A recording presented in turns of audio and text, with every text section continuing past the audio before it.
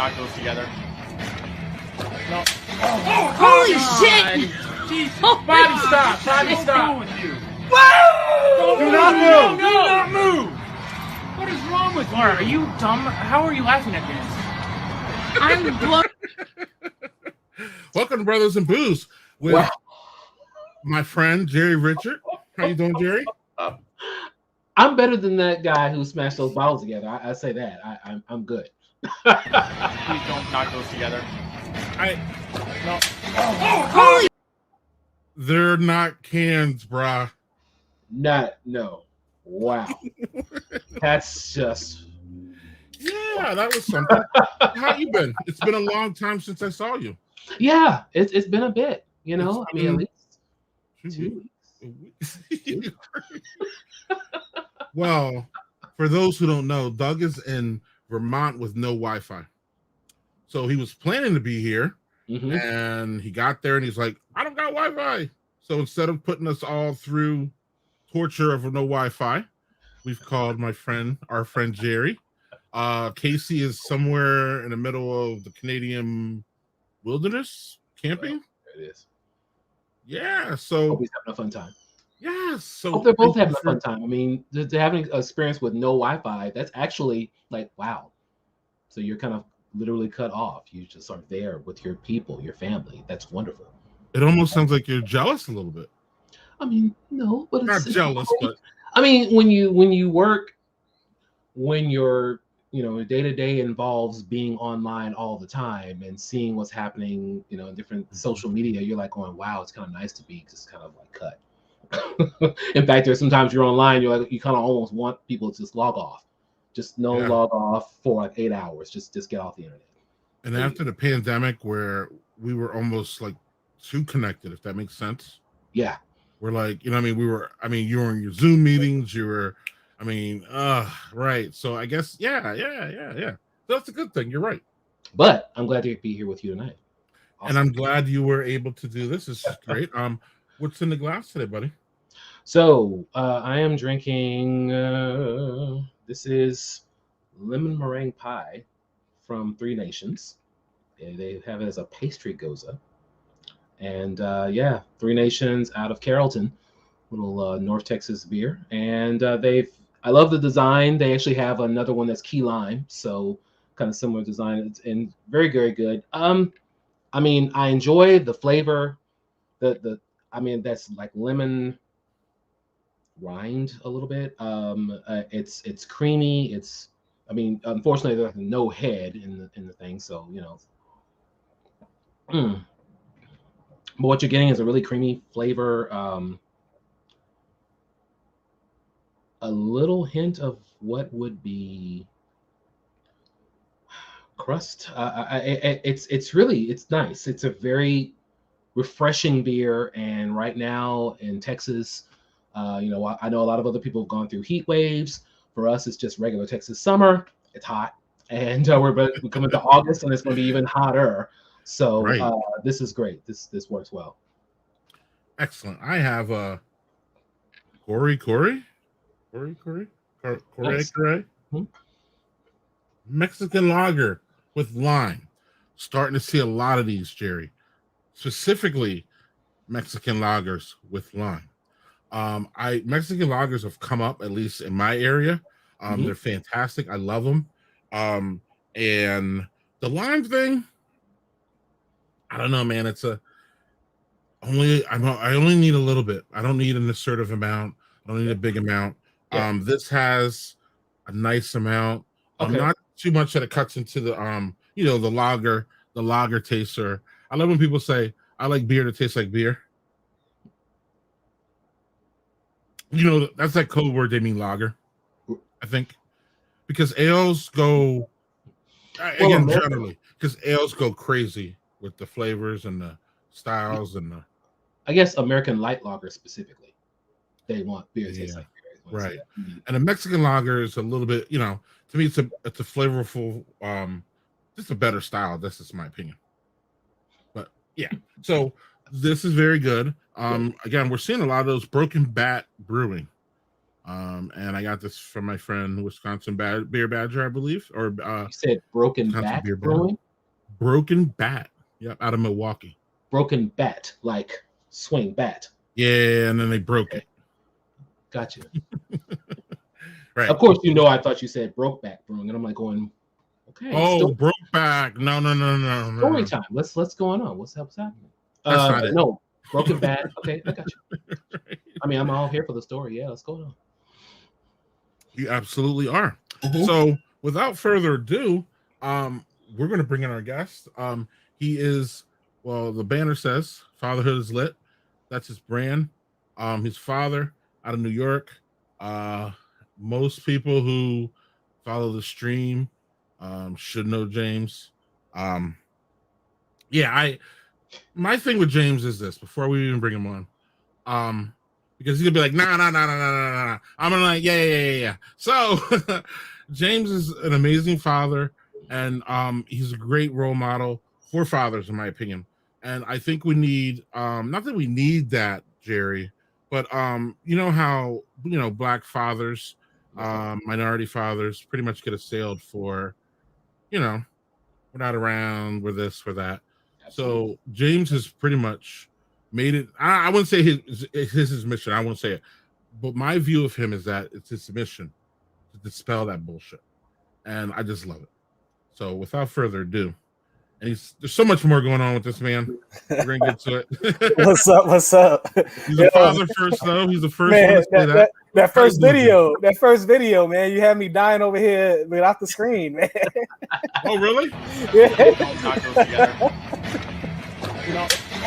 Holy shit! Body stop. His friends are in all too, though. Like they're like, what are you doing, Jerry? I think that's sexist, man. I don't know, man. I might have to go with that. I don't know. No. He's definitely not from the Bronx. He's definitely not from the Bronx, New York area. You know what I mean? No, and then he does it, and then he doesn't realize what he did, and he's still happy about what he did. He's screaming. I'm worried of when he took the drink. That was one of my concerns. I was like, did he swallow glass? But what happened? That's why I was like going, oh my goodness, am I about to see this guy's mouth? Move! What is wrong with Laura? Are you dumb? How are you laughing at this? Holy shit! Jeez. Body stop. Yes. Do not move! What is wrong with Laura? Are you dumb? How are you laughing at this? How are you laughing at this? Hey, I'm laughing at it. I'm dumb. I am too. So James, I don't know you as a beer drinker. What do you have in your glass? Oh man, I have a very special bottle of Hennessy, man. I don't do beer, man. I got my very special bottle. It was a gift from Hennessy, courtesy of the Good Dad Gang Father's Day privilege toast. Pretty dope exclusive bottle. I had to crack open the other one and keep one. So we're gonna have to get some tasting notes on that when you. Yeah, you got it because you're dad. They were honoring dads through Hennessy, and and they gave me a couple bottles of these, and I cracked one open, and I kept one for a special occasion, man. I get to keep this because dads need alcohol. That's right, man. That's right. Especially after COVID, man. It's been a long year. You fancy. You fancy. That's right. VSOP, baby. Let's get it. This thing is gonna have me messed up though. Like I drink this one day and I'll be messed up for like a week. So see, I told y'all he was a celeb. It's worth it. Oh, Jeff, stop it, Jeff. Stop it, Jeff. So Jerry, tell us, for those, I'm hopeful that there are people who don't know you out here. We are on Twitch. I need to put that out there. And people watch us on Twitch, and I don't play games on there. I don't know. I just saw it was a streaming network. But so yeah, put that down there. We're on Twitch. But James, tell us about Fatherhood is Lit and how you came to it and all that stuff. So I started Fatherhood is Lit after I folded my tech company. We used to have a tech company called The Fat Startup, where we like to say we started the whole diversity in tech thing. We were out there doing a lot of cool things in tech that most people that look like us weren't doing, and we wanted to show people that it was okay for us to do it.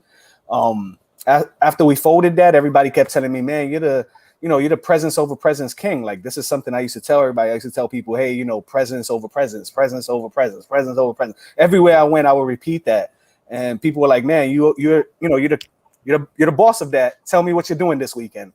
And Fatherhood is Lit popped up. One of my friends who started Blavity.com, one day he tweets me and he writes, James, you're the CEO of Fatherhood is Lit. And I was like, oh man, I'm running with that. And there it went. I like to call ourselves the Yelp for dad activities, trying to find cool things for the dads to do with their kids. So that's awesome. Excellent. It's been insane, man. It's been an insane ride. Very, very insane. That presence over presence that I saw, not only that you mentioned here, but I also saw in a video where you were wearing it as a shirt. Just that shirt alone, I said that needs to be on sale everywhere, because that alone, in terms of presence over presence, speaks not only to fatherhood, it speaks to relationships, it speaks to work relationships. I was like, going, that right there is everything. So yeah, that's great. Exactly. It was my way of showing dads that that look like me or like doing the things that I like to do. Mm-hmm. That, hey, we could be out there with our kids and our presence doesn't have to be boring. We could have some fun with it too. So right. It's a way of encouraging dads to go try some things with their kids, even one time. And that gifts don't supplant your actual being there. Yeah. The gifts don't the gifts can't replace you. And absolutely. Then, when you're present, you can figure out what you like to do and what you don't like doing. So hopefully, we can encourage dads to find things that they really like to do with their kids and they'll repeat it. And now they'll be present, That's right. And who wants to step on these damn gifts at midnight? That's and right. You're trying to just get some water. And you step on one of these Legos, Jerry, and you almost feel you have to call an ambulance. Those things hurt, man. No, sober, drunk, whatever. Those things hurt. Or these loud ass toys that your sister gives you, and then she's like, ha ha ha, and she runs away. Oh no, I used to play that game, and you used to get paid back. Yep. I used to pay people back. You know what's crazy now though? Like now I'm finding it a issue to find my kids toys to buy. Like it's like they don't even want toys. It's like give me Robux. My oldest is, hey, buy me sneakers so I can resell them. It's like, man, I want to buy you toys, and y'all don't want them. So that makes my job easier where we get to do activities together. Right. Wow. What's up, Jerry? No, anything you were talking about Legos. I said the only thing I think that would hurt more than Legos on the floor, but kids don't play with. I mean, this is definitely dating me, but kids don't play with this anymore. But jacks. Yeah. Because those things you step on a jack and wow. those jacks were painful, man. Those toys are grandparents' toys. Yeah. Right. Man, I remember playing with those things, man, and I'm sure my dad used to hate it. Yes. Jacks is that's great, Jerry. I love you brought that up. Yeah. Kids don't want action figures anymore. Yeah, man. They want Robux and Minecraft, whatever dollars those things are called. Yeah. Right. And I mean, especially, or what you gonna say, Jerry? I was gonna say, weren't action figures tied to a lot of the cartoons though? I mean, you saw cartoons, you saw animated films, and so you wanted action figures. Yeah. I mean, and again, I would definitely have to talk to a kid today, like, on what animated films or something did you see that you actually want figures from? Like, Baby Yoda. Baby Yoda. No, that's us. That's the parents, man. Oh, is that? Oh, I didn't even think. Right. Yeah. But that Baby Yoda is everywhere, and I'm sure that thing brings in more retail than probably. I mean, any there's no other Star Wars person that I see that is now up. It used to be Darth Vader and Luke Skywalker and Han Solo. Now it's just Baby Yoda and that's it. Am I wrong, James? I don't know. I'm not. It's Baby Yoda and Ryan's World. Okay. The little mix. The Baby Yoda's for me. The Ryan's World's for the kids. What's up, Doug? Hold on, man. Hopefully you're drinking good Vermont beer. So James, before we get into other silliness, so how does fatherhood? You had to explain this to me the last time you were on my stream. Mm-hmm. How does Fatherhood is Lit translate to Cool for Dads? So that was the thing. Like all the people that I knew in tech would ask me, what can they do with their kids that was cool for them? And it was like, you know, when I folded my company, I needed something to do. I didn't want to just stay at home and not do anything. And I was like, man, let me find cool things for dads to do. And I'm a tech guy, so buying a domain for $2 or $3 was pretty simple. So I found that domain and I was like, man, this is perfect. And it's been a fight. It's been a fight since I did it. Do I title the app Cool for Dads? Do I title it Fatherhood is Lit? I don't know. But I know both of them, you know, I love them both dearly. You know, they tie in together perfectly because the Cool for Dads is just my blog. Yeah. Right. Cool. And that's where we can find your podcast, right? You can find the podcast on there. And the podcast was another thing. You know, I just wanted to get some of my thoughts off. I used to jump on inside my car when I would drop my kids off, and I used to do this segment where I used to call it Uber Dad, and I would just talk about whatever I found out from my kids that morning. Like if my son was going to school and he had a test, we'll talk about, you know, why he didn't study the night before, and I would talk about that on Instagram stories. And somebody was like, man, turn this into a podcast where I could listen to it in his entire form instead of just bits and clips of 15 seconds. Right. So that I did the podcast, and then as I'm doing the podcast, all my friends from the tech scene were like, man, like, when can I jump on? So I'm very fickle with it, where I try to let my friends jump on. I try not to put on too many celebrities, not too many big people. Just try to have some fun with some regular dads. That's who I do it for. So it works out better for me. It started off as Uber Dads, but what's the name of the podcast now? Fatherhood is Lit. I brand everything Fatherhood is Lit, man. For like that, when you look for me, you find it, and you know exactly what I'm about. And you can find it everywhere, like Google. Everywhere. Everywhere. Okay. And if it's not there, Greg will put it up for me, right, Greg? You got me. Just gotta send him a case of beer. Wait, the Fatherhood is Lit website? No, he was talking about the podcast. It is everywhere. Or even the social channels. And I'm like, if it's not, Greg will hook me up. I got Twitch though, Greg. We're a verified partner, and I don't even know how I got it. I think my son did it. I don't know what the hell he was doing. I didn't even know that. But yeah, here we go, right here. So right off of Cool for Dads, hit podcast, boom. Yeah, nice. Those are some of my friends there. You know, some of the usual suspects, right? Like Vernon Gibbs, James Oliver. You know, we've had Matt Freshberry from the Black Dads, Gabrielle Armstrong. Yes. And then some of my personal like hip hop friends. Yeah, I hear you got a lot of them. I mean, I've been blessed. I don't, you know, these are people that I try not to put on the show too much. I don't want to get carried away, and I'm very intentional. I want regular dads to feel it. You know? That's cool. Yeah, Victor's feeling it though. Yeah, thanks, Victor. Victor's a longtime supporter. I'm a supporter of what he does, man. I'm a supporter of RGB Dads. I love all you guys. New York City Dads group. Come on, man. Like, you know how we do. New York City Dads group, City Dads, Orlando Dads group, Dallas Dad groups. Come on. You know, so I've been around, and I really love the fellas, man. Like the regular dudes. I was in tech, and I got to deal with a lot of cool tech big shots, and my lack of words, but they were all assholes, man.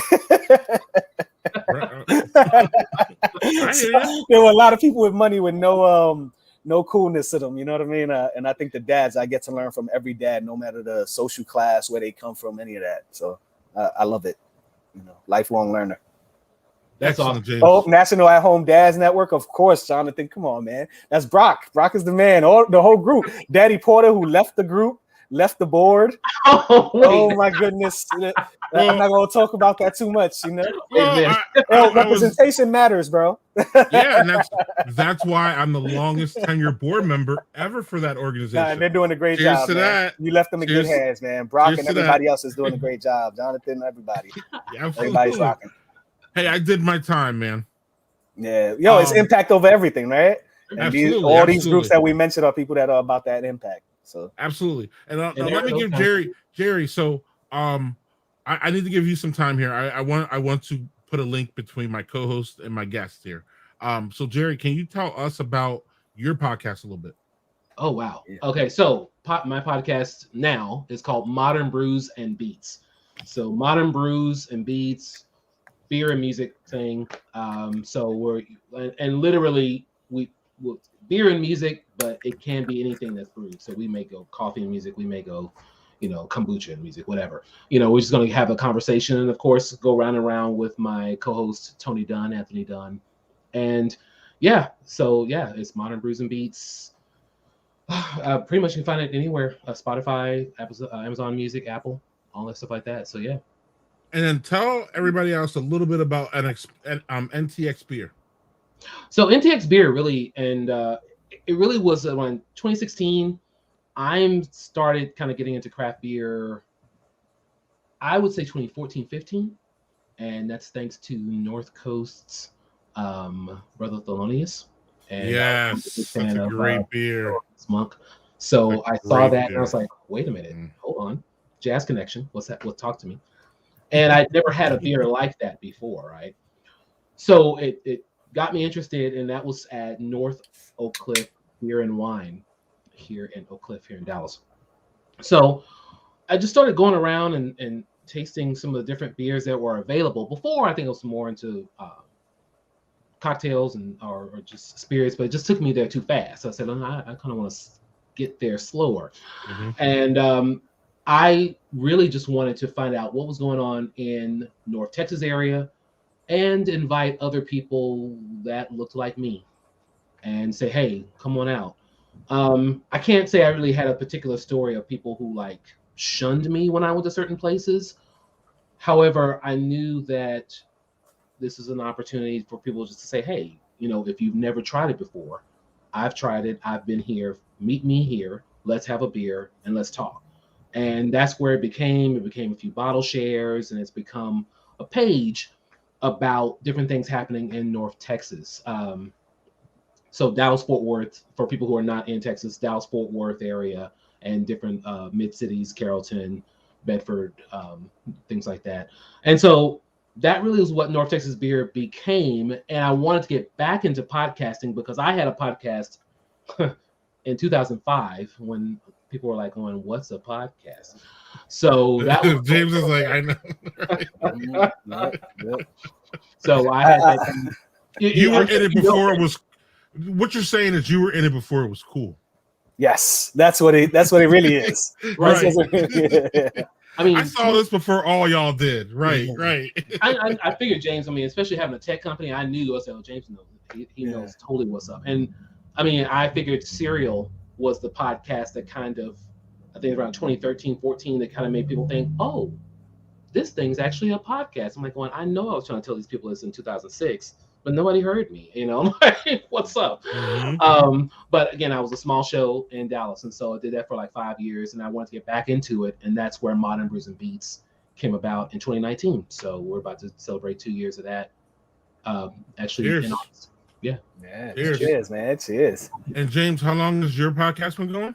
I'm gonna say now it's been 2 years, 2.5. And just like Jerry, I had one back in the days with the Fat Startup, and that's how we made our money, man. Like before people knew what podcasting was, we would do YouTube interviews with some of the brightest people in tech, and then we ripped the audio and threw it on a stream, and it was crazy. Because of that, we really popped.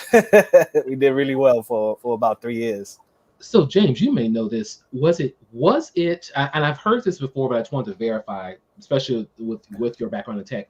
Was it the Janet Jackson Super Bowl that really made YouTube like a thing? No.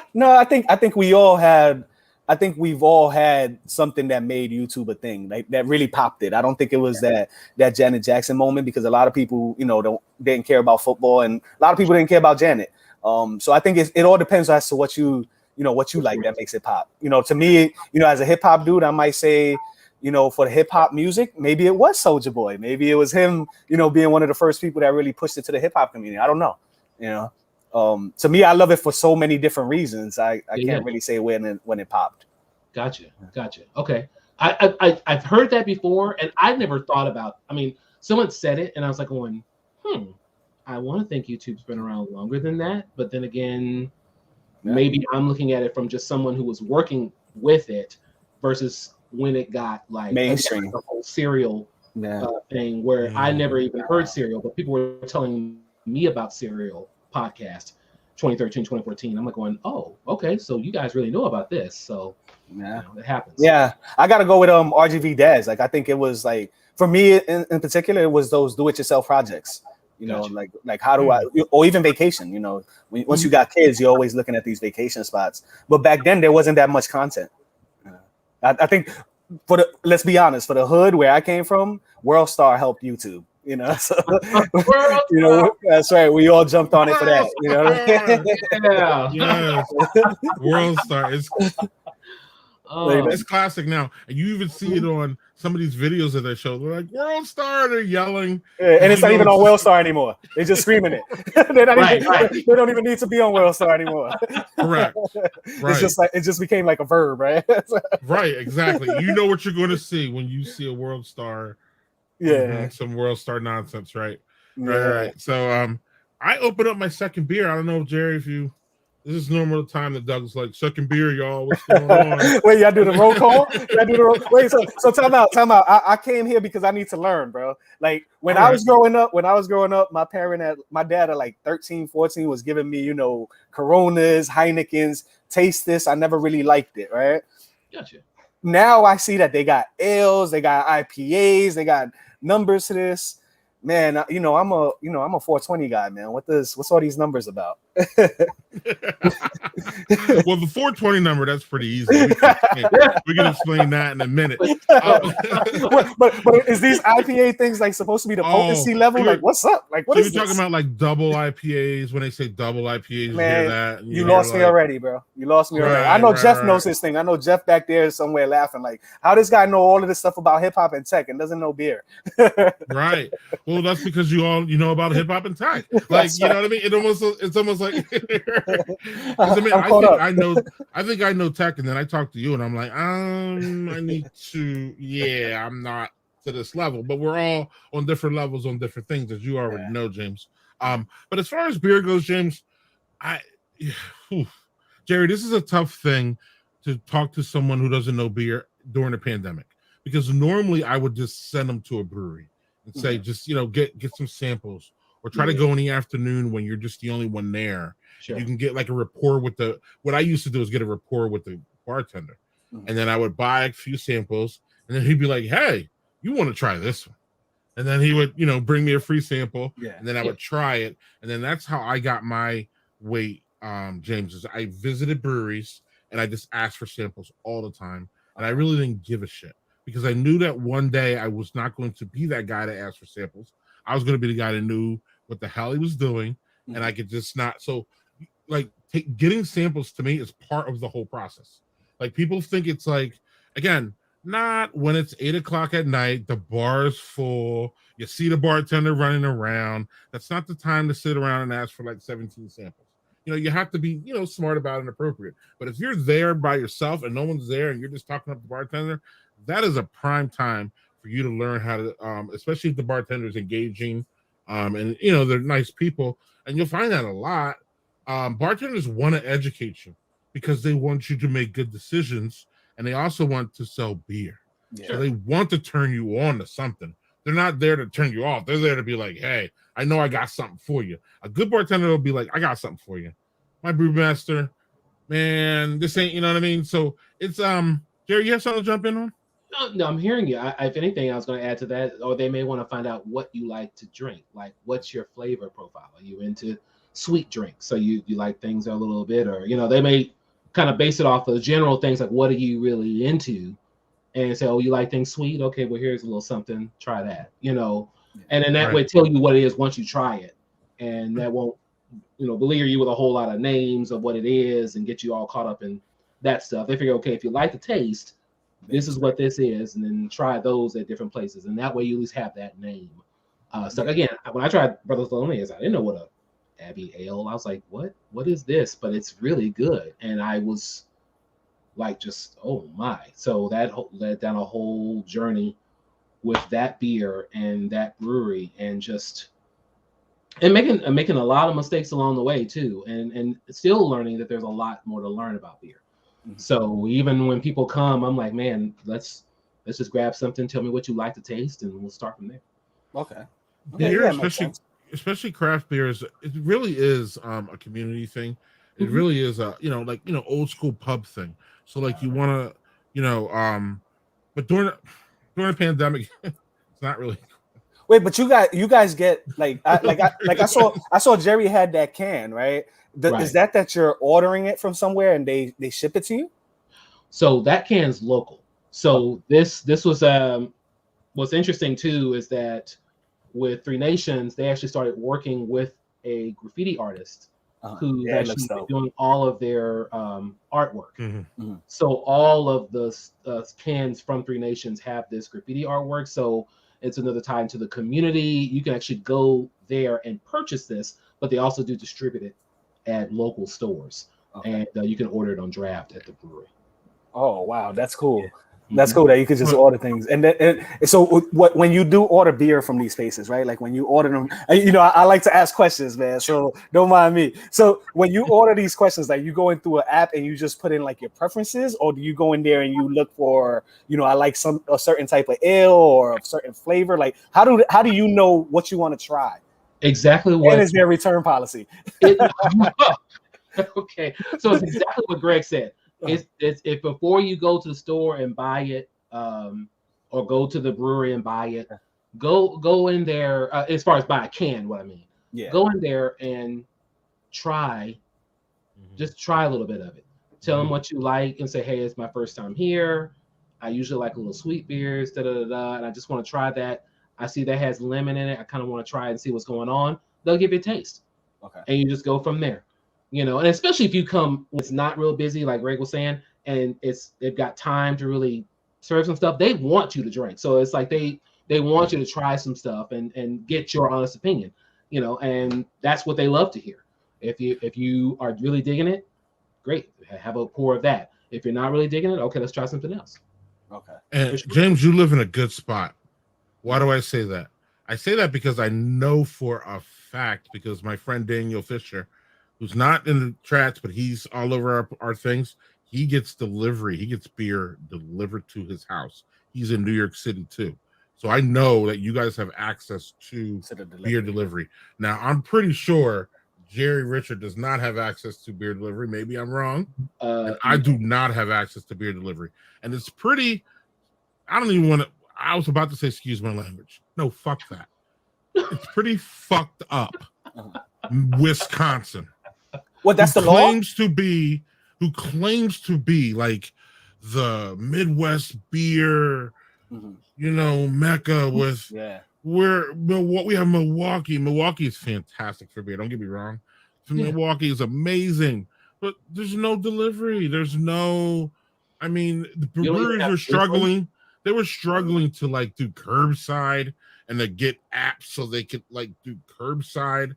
There's no delivery, Jerry. There's still none. They haven't done shit as far as, in my opinion, helping small breweries, which are small fucking businesses, Republicans. Yeah, man. So, and it is Republicans here. I don't give a shit. It is. I don't fucking care. Hey, you had Hennessy? Did you have Hennessy today? I'm tired of it. I'm so tired of it.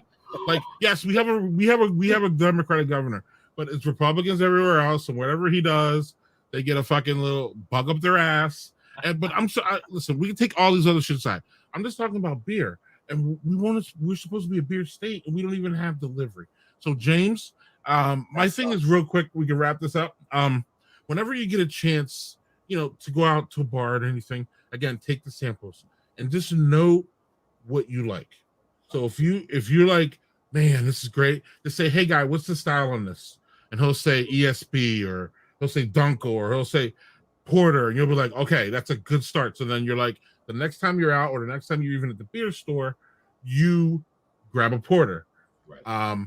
The mix of 6-pack at your beer store is something that you want to fuck with too, James. Wait, what is it called? The mixer? You said the mixer? Yeah, you can get like they have like a whole bunch of singles. Okay. And they'll have like a beer. They'll have like one of those beer holders for 6 beers. Yeah. And you pick 6 whatever beers you want, and then you got to pay like $10 or, well, New York City might be 13 or 15, 14. But they get us. Right. Yeah. But and then you get to pick 6 different beers.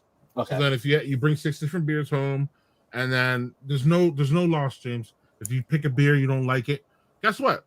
That's great. You figured out you don't like it. Right. So now that's one that you're not going to look for. So if you find out you're like, oh man, this is a double IPA, and you're probably not gonna like double IPAs from jump.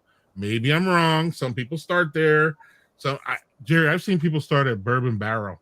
What the hell is IPA, bro? Can you tell me what an IPA is? What does that mean? That's a loaded ass question. Because you told me double IPA, and it's like, whoa, you're losing here. An IPA is a style of beer that basically has a very assertive hop presence, meaning they take a whole lot of hops and they throw it in the beer, and it just makes it, for lack of a better term, James, danky. Okay, danky. I like that. So it could be danky, like 420 danky, but it also could be danky in like a fruity way. Okay. So a lot of these hops import fruit flavors. So like if you have like, you'll run up and they'll say an IPA, a blood orange IPA. You're like, oh, okay. So then you drink it and you're like, and it tastes orangey, but they don't put any oranges in it.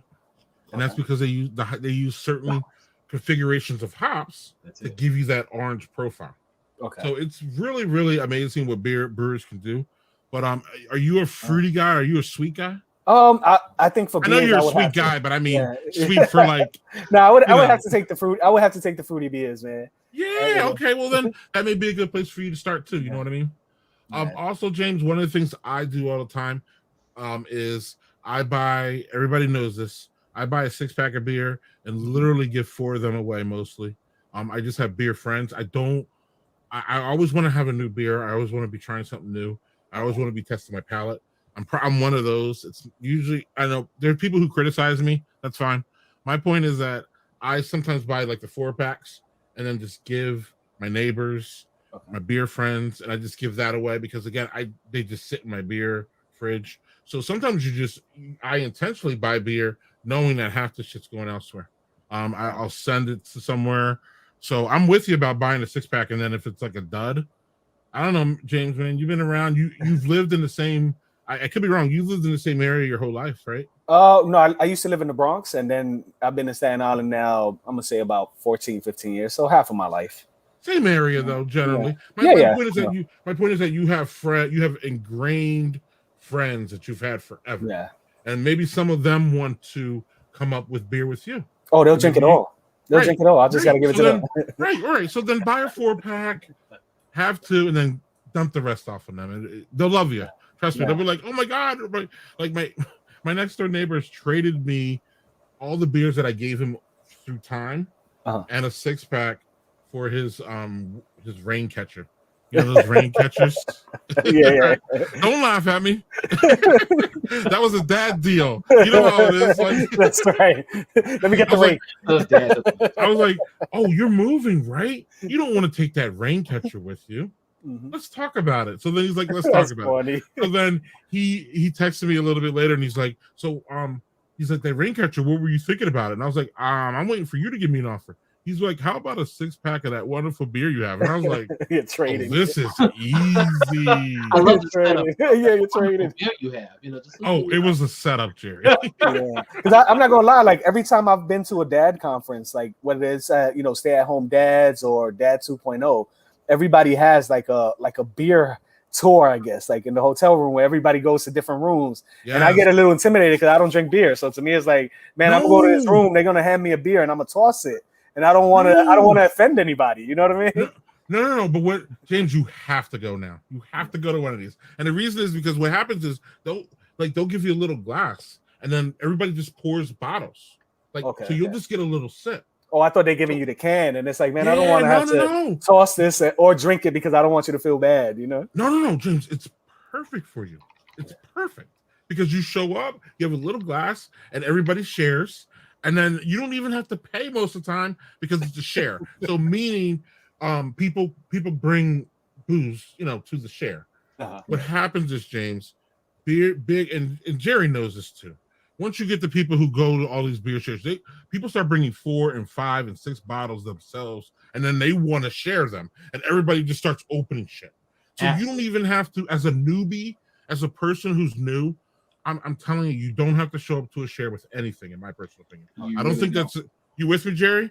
As someone who's ran these things, when you're a newbie, don't show up to the share with anything. If you do, just because again, you're going to be misplaced.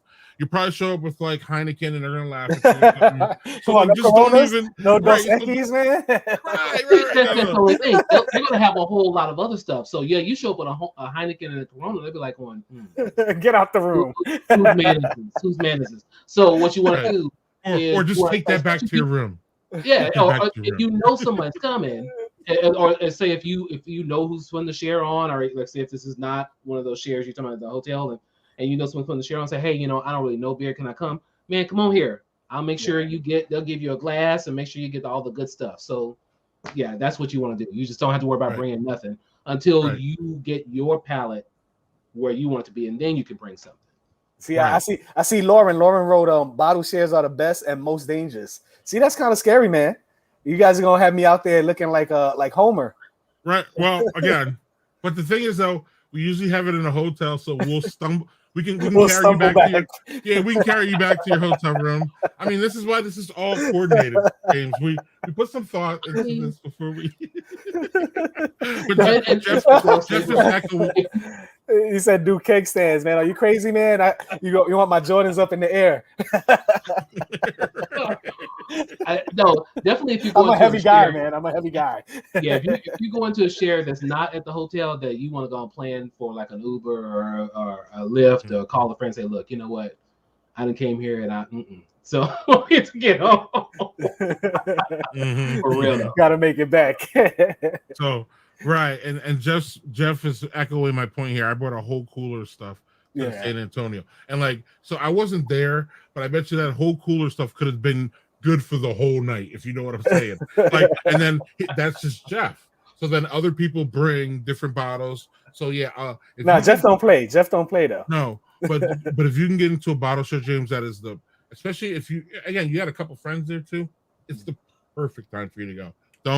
Don't even worry about it. And then you'll come out of there with some beer knowledge, man. You will come out of there knowing you don't like certain things, which is good. You know how it is sometimes if you don't like something, it makes it easier for you to, to make choices. Yeah. Now, of course, you'll make those choices earlier on, though, because if it's at a share, truth be told, at a certain point, your palate's gonna be blown. So you're gonna be just like, okay, that's good. I guess that's good. So yeah, it's that's after like the fourth cup, fourth or fifth cup, I'll be done.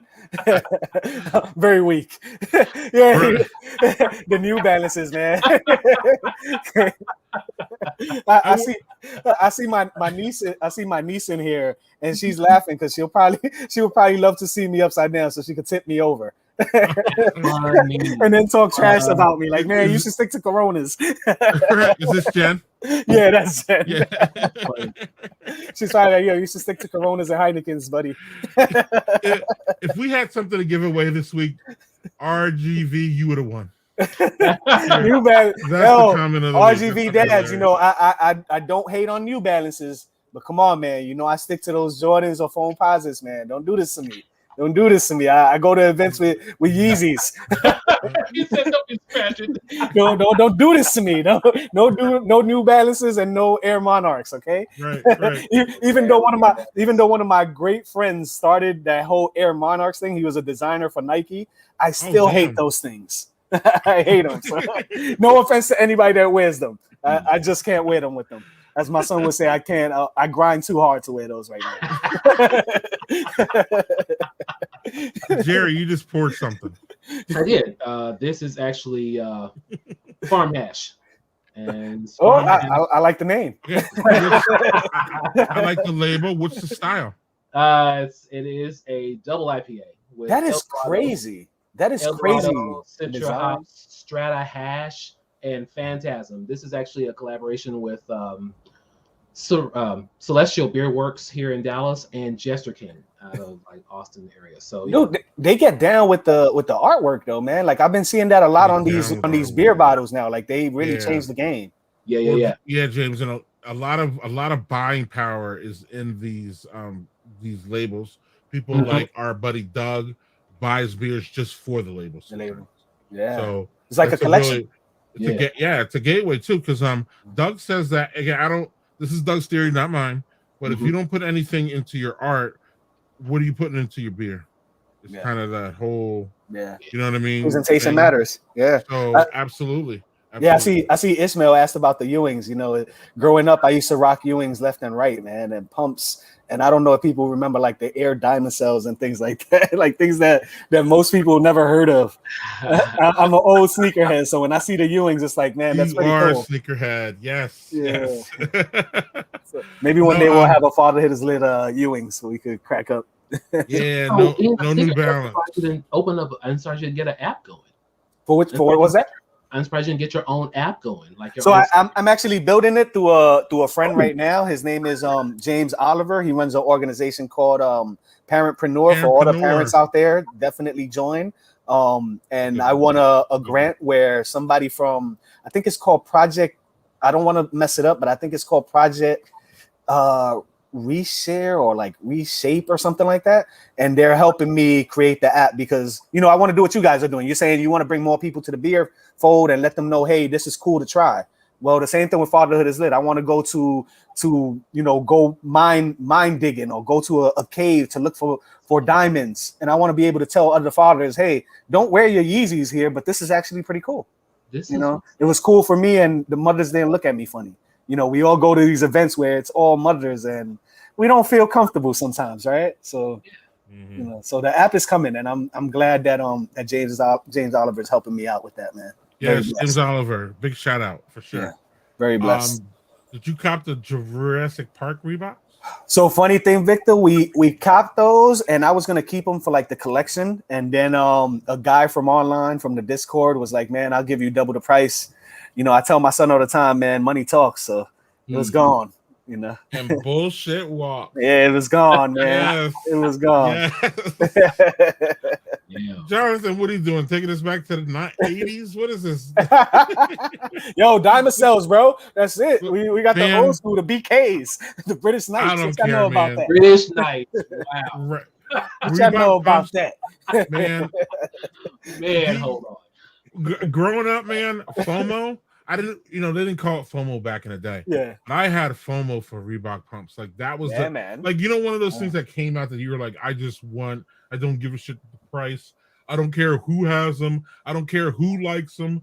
I don't care any of that shit. Like I want them. Reebok pumps with the pump in the, I don't know, the whole that whole thing got me. I had them for a little bit. I had a couple pairs, and then I love them. I love them. Where I'm from, people always ask you, "Hey, man, like, what size are you?" And you tell them not your size, and you start to running. Right. You make sure them things are pumped up. You know what I mean? Right. Where's your action figure, bro? Oh, Ishmael, I got my action figure, man. I took it to the Wu-Tang sign this week for a special photo shoot with my kids. I love my action figure. You seriously got one? Yeah, man. It's a superhero me. I wish I had it upstairs. I think it's in my car. I'm looking. Yeah, I think it's in my car, and it's a really cool action figure that I got from the Real Dads Network as an award this year. I think it's one of the most thoughtful awards I've ever gotten. Like it looks like me. It has the glasses. It even has my muscles, bro. What you know about that? I got my 6-pack with no beer. 6-pack, no beer, and they covered my belly, so I look good. I look like I went to Santo Domingo and got some work done. You know what I mean? Yeah. I was gonna say, man, I would buy your action figure for sure. LA Gears. Yo, when they used to light up, man. Come on. I'm old, man. I look young, but I am 41 years old. Converse weapons out there. See that he got me with the Converse weapons, man. I never bought a pair of Converse. Mid-range jumper baseline. Yo, those pumps were everything, man. You know, I remember it was a status symbol, you know, how many pair of sneakers you could get a month, and we were all on Section 8. We were all poor as hell, but if you had the Jordans, man, you were the flyest kid on the block. You know, right. any pair of sneakers. Right. That's why I wanted the pumps, man. I wanted the pumps, right? They're for aerobics. Yeah, for aerobics. In my hood, the aerobics was running. We were running. We were sprinting all day long. We needed those things. Wow. Well deserved. Absolutely. Yeah. Ishmael's another guy doing really great work for fathers, man. So, you know, salutes to him too, man. I see you, Ishmael, man. I know people don't think I see things. I see everything. And I respect the people that focus on impact. So Ishmael, you the man, bro. For real. And no money green Tims, man. I stopped at the black ones. I've never been a big Tims guy unless they were like beef and broccoli, like the field boots, not the real big. Like when you think of New York, you think of the yellow Timbs, with the black leather up top. I was the beef and broccoli, the macaroni and cheese guy with the field boots. That was more of my style. Nice. And again, who started? We'd be talking about sneakers. Yo, it's your fault, man. Y'all started me. Stadia I don't remember Stadia. Yeah, I remember them too, man. Those are one of those kicks you were able to buy Buster Brown. Yeah, I was just looking at this stuff on TV because I'm like going, okay, and my mom was like, no, you ain't buying that. I'm like, oh, okay, all right. So I was here going to Kenny's and getting no brand. I'm like, going, okay, I'm just gonna go to school. So I had an enabling grandmother who like I wouldn't even ask. Jerry, I'm with you. Single mother, I wouldn't even ask her. She wasn't even like on my radar for how I would get shit. Like I got shit because my mother didn't want it. Like I went around her ass so many times. My goodness, I wouldn't have shit if it was just my mother. I'm not trying to disparage her. She got my school, food, shelter, all that shit. The shit that I literally needed as a kid, I got it. Now the shit that I didn't need, she wasn't getting it for me. I didn't need the pumps. She got me shoes. But my grandmother thought that I needed the pumps. So she got him. She hooked you up. Yeah, I was bad. I was horrible with this. If my kids were as bad as I was with my grandmother, it just wouldn't be a good. In fact, this would never happen. Actually. Yeah, I would not allow it. How bad I was, and my mother at some point just gave up. Like you could just tell she was like, "Fuck it, they're gonna buy it for him. Fuck it." Like you know what I mean? Like, and I would just show up home. Look at grandma bought me, and she wouldn't even know that I wanted that shit because again, I got to a point where I'm like, "Oh no." She ain't getting me this shit. Right. My parents not spoiled me, they bribed me.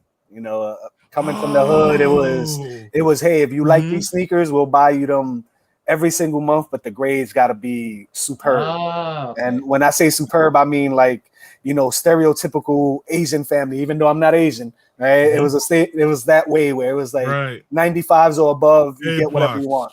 Right. Yeah. Like anything with a B is just meaning you're banned. Right? Yeah. Oh no, they anything under 90, I got killed, man. And I was a kid that liked to go to school and tell my friends, hey, we're all poor, but it looks good. We got some nice sneakers, and it was weird, but it was a great motivational tool.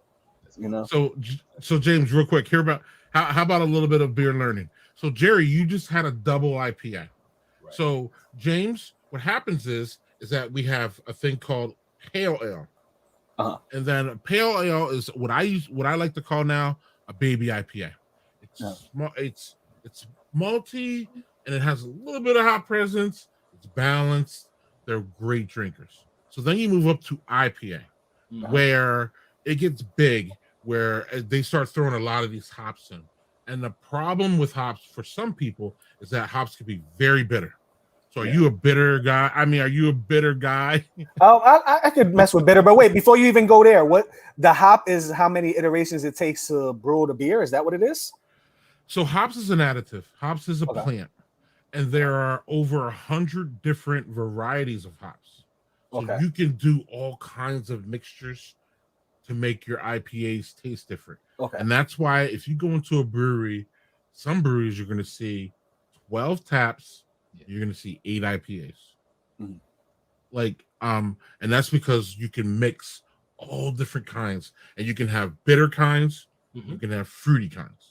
Wait, so you can mix. Wait, let's say they got 12 machines there. You can mix them too. You can mix the beer or not? Like, do you guys mix it? No. Okay, you just meant the IPA. Well, you can if you wanted to, but yeah, but that's frowned upon. Is that frowned upon? Like mixing beer, like we'll mix Hennessy with like old school Hypnotic or something, right? Like Jerry, not frowned, but you don't run to that. It's silly though, right? Well, no, just don't run to that just yet. Okay, I mean, right. You want to taste them independently, and figure out what you like. Yeah, right. Well, the 8 out of 10, James, means that like it just means that there's a diversity in the different kinds of IPs. They don't all taste the same. They're just different because they're fucking with they're throwing these different hops mixtures, and like it just produces a different beer.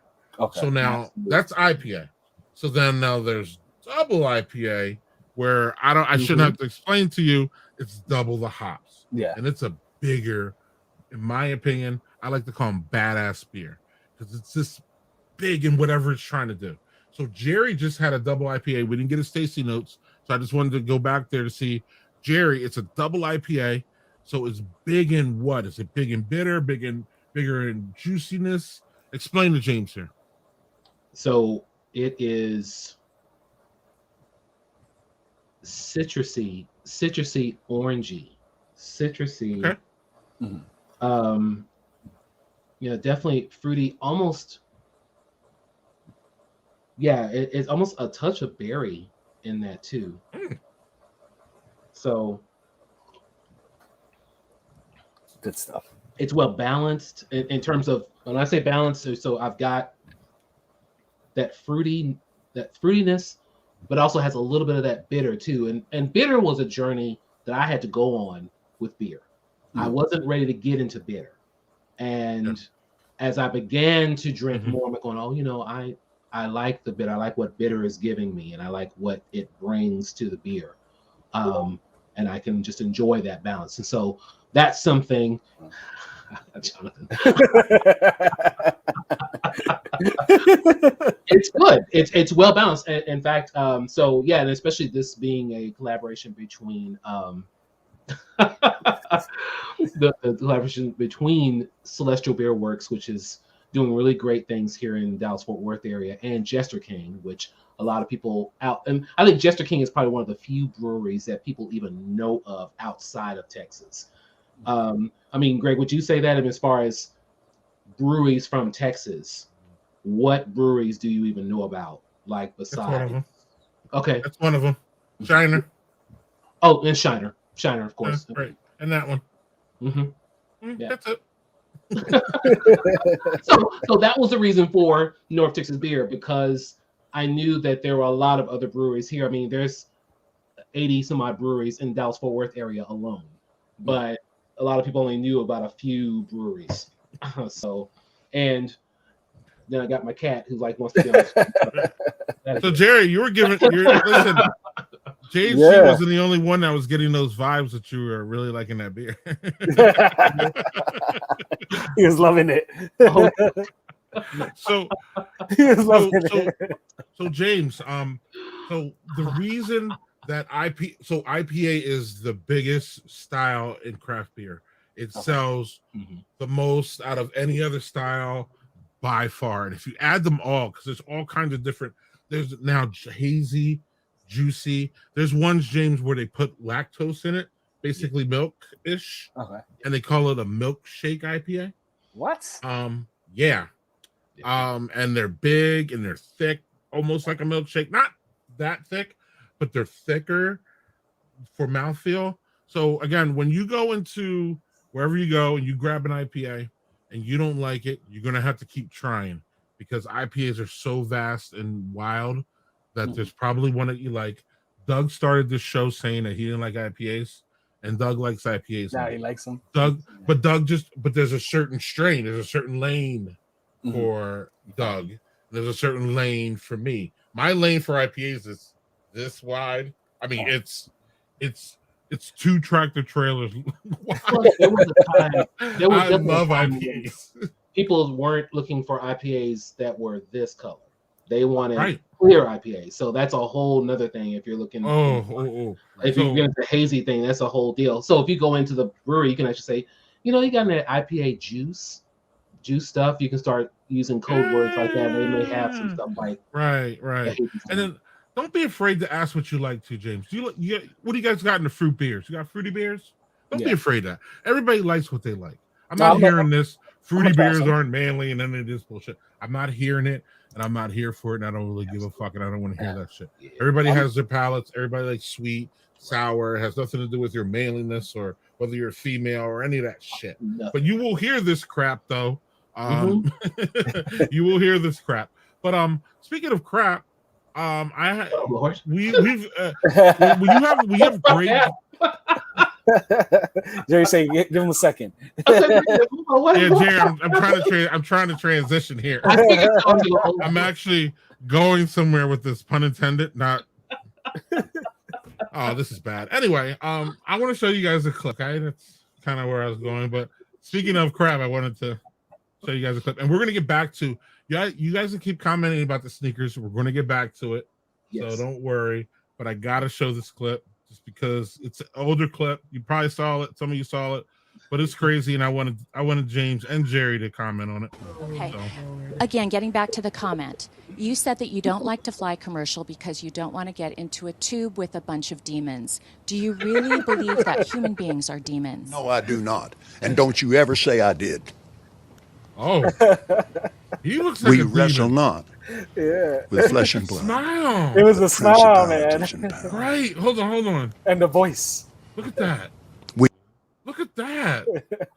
No, dude. We wrestle not with flesh and blood, but principalities and powers. Can you explain what you meant by that by that term then? Just what Jerry? Kenneth Copeland should know about those. Well, I tell you. Just explain, because it's really simple. You said you didn't want to get into a tube with a bunch of demons. What did you mean? Well, let me ask you. Do you think that people that fly commercial are demons? If you give me a chance to talk, sweetheart, I'll explain this to you. Sweetheart. But it's a biblical thing. It's a spiritual thing. It doesn't have anything to do with people. People, I love people. Jesus loves people. But people get pushed in alcohol. You see that? Do you think that's a good place for a preacher to be and prepare to go preach to a lot of people? When somebody in there is dragging some woman down an aisle, it made me so mad to see that on television. I wanted to punch the guy out myself. I can't be doing that while I'm getting ready to preach. So I got a question for both of you guys. What beer would you give him to make him change his mind about alcohol? But what makes him think? I don't know if I believe he doesn't already drink. I'm telling him I'm going to you. That man knows about some beer. He knows about some liquor. I can tell him. I don't go. Okay, man. You look like you are really. Again, getting back to the comment, you said that you don't like to fly commercial because you don't want to get into a tube with a bunch of demons. Do you really believe that human beings are demons? No, I do not. And don't you ever say I did. He's gonna get her. That shit scares me. No, that shit's scary. I don't know what the fuck you're gonna do. Look at that. That's the meme right there. The scary part is how that man just from that and smiles. Like right after that, he like smiles and is right. We wrestle not. That part is where I'm like going, okay, there's something else going on in here right now. Right. Jonathan hit it perfectly, man. That's not a man of God right there. He looked devilish, man. I mean, this is the same dude who they made memes of in early 2020 about how he was going to blow the wind of God on COVID-19 and get rid of it. I mean, this is around late March, April that this happened. And it was just like, wow, they had so many memes. People had remixes. It's all over YouTube. So you look up Kenneth Copeland and the COVID-19 remixes. It's crazy. Get him a Lucifer Belgian. And he was also answer that question. A Lucifer Belgian, right? A skull splitter. Okay, that is hilarious. Right. This man sniffs paint thinner for real. No beer for him? No, I definitely wouldn't be sharing my Hennessy with him. I'm sorry, guys. I feel Greg knows way more Texas breweries than all the posts in the group, though. I mean, Weather Souls was mentioned countless episodes. Weather Souls, of course. Have to say that one. And you gonna say, Jerry? Shout out to Marcus for really kind of putting Weathered Souls on the bigger map for everyone in terms of the Black is Beautiful stout that a lot of people were making. Did that cross your radar, James? I'm sorry. Did that cross your radar? The Black is Beautiful. Did you see that beer last year? No, I didn't. So, Jerry, you want to explain it, or I can? Around the time of the George Floyd murder, Marcus Baskerville wanted to make a particular statement using the industry that he's in, right? And so he was like, okay, well, there are a lot of different things that I could do, but I'm in the industry of beer. I can make a statement within the beer industry. And there have been a lot of charity brews that have been out before with different organizations, especially within craft beer. We've had Resilience that was put on by Sierra Nevada that was basically benefiting people that were involved with the fires, forgetting which specific fire, but it was something going on there. And then we had another one in 2020 around, it was called All Together, which was a charity brew that different breweries brewed this particular beer to support people who are workers in the service industry. But Black is Beautiful came through and really was dealing with issues around addressing the issues of sorry, I had a thought and I was like, whoa. It was addressing really the issues of treatment by the police, of really wanting to uplift our community, and using a phrase that has been classic for us, but putting it front and center on a beer label. Black is beautiful. And when Marcus did it, Marcus opened it up for a few other breweries to join.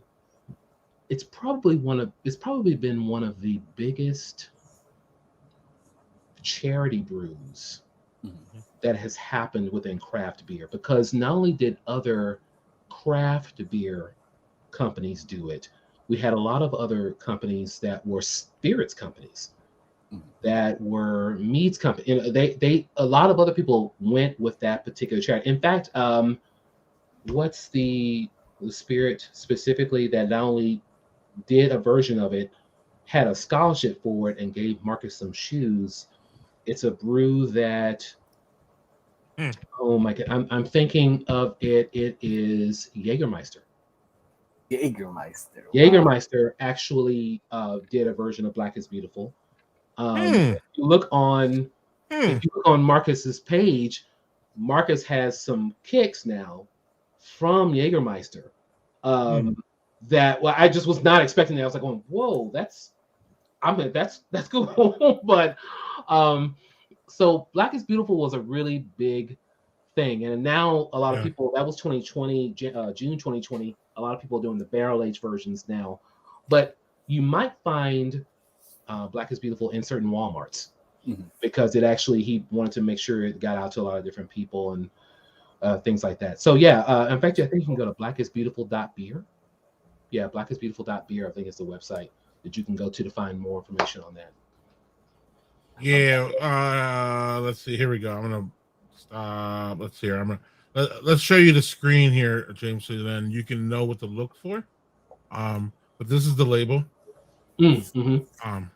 And it was a big drive. I do have to mention, though, unfortunately, there were some breweries who brewed the beer and never gave the money to charity. So I have to throw that out there too. But overall, mostly it was a success, like Jerry says. It continues to be, and it was monumental and generally amazing. You can always point to the negatives. There always is, but I did want to make sure I mentioned it. Yeah, no. So he got other breweries to come in and do his special. Yeah, he gave the recipe out on the website. Okay. Wow. So then what started to happen to James was in a wonderful way. People started. So say you're a malt person, or say you're a malt company, they started to donate malt. Right. So then different breweries could brew the beer, and then hop places, they couldn't brew a beer, so then they started to donate hop. Yes. And then to send to different places, and then you would brew the beer and then give it 100%. There, you wanted to ask something? No, I was going to say, Willet, whiskey? Willet donated barrels at cost, or they made barrels available at cost, so you could just buy the barrels, and that way you can make barrel aged versions of this. And again, there were just a lot of people that really went in on this, and they gave to particular charities. And so, to also echo what James mentioned, as far as there are a lot of people who did give their money to particular organizations in their community to help bring this, conversation of equity, and also the violence that was happening with the police situation in their community. There were also people who did not, and did they get shunned? Like how did first how would you guys know if they donated? And secondly, was there? Oh, they got shunned. Yeah, they got shunned. So the beer community was on that then. yeah. Oh, some of them were, and a lot of Blackbeard Twitter was asking for receipts. Okay. And then what happened was brewery started showing receipts, literally showing this is what we spent, this is what we sent out. And then some of them didn't respond, and then that's how we knew James. Yeah, that's insane. That's crazy that the community could like rally together and shun them. You know what I mean? Right. Yeah. In fact, we were actually hoping that people would not brew the beer. If you were disingenuous, someone choose not to brew it than to brew it and not bring forth the funds. Yeah. So I'd rather you just not brew it and just say, okay, don't do it. Yeah, just do something else. And there were other breweries that did other things. I think Great Raft did another beer that was in the spirit of Black is Beautiful, but they gave to their own particular cause. I'm like, okay, I hear you. That's totally fine. No one's saying you have to do just Black is Beautiful, but rather you do that than to brew this thing, knowing that there are individuals who are trying to sell it on the secondary, getting all that extra stuff, and then the money that brewery made not go back to the cause they said it would go to, or worse yet, they never really put a cause up there. They just kind of said, okay, we're just brewing this because of a certain way, but the story then dies down. Or there was one brewery who, like, it was really interesting. They did a Black is Beautiful brew, and this is locally. They did a Black is Beautiful brew, and then they turned around and did, like a week or two later, this sort of Blue Lives Matter type thing. It was just weird. It was weird. They were like getting pressure, right? They were getting pressure, and they didn't say they were getting pressure, but they were getting pressure from another side to say, hey, do this particular thing. And that was a weird moment, and it did shine a really kind of odd light on them. So. I'm going to save everybody my Blue Lives Matter rant.